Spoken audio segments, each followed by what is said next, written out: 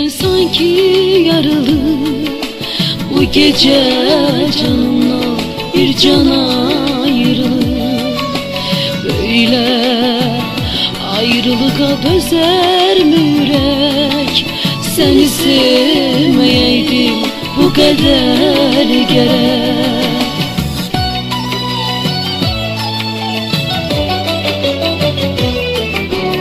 Işıklı dünyama duman saçensen, dünyanın xoşbəxti elə bilsən sən.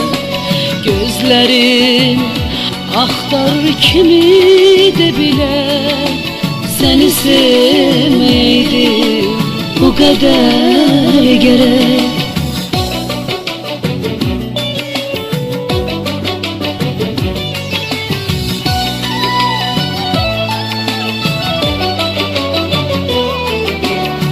Şüpheler kalbimi ne yaman sökür. Gedirsen seninle hayalım köçür. Senin azabından susacak yürek.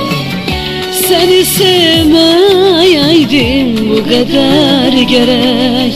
Gözünden süzülen yaş mən olaydım. Seninle kavuşan kaş mən olaydım. Tutardım, elinden tutardım bərk-bərk.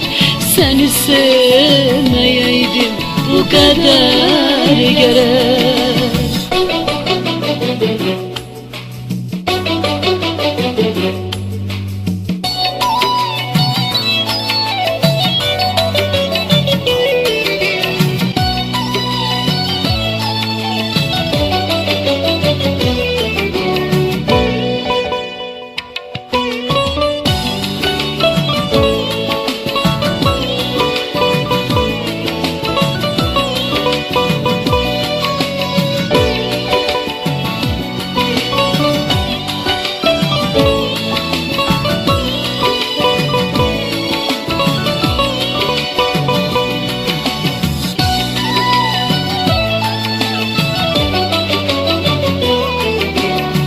Şüpheler kalbimi ne yaman sökür.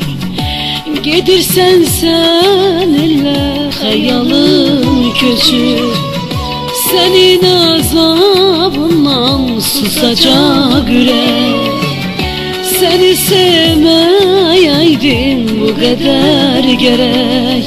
Gözünden süzülen yaş mən olaydım. Seninle kavuşan kaş mən olaydım. Tutardım, elinden tutardım bərk-bərk.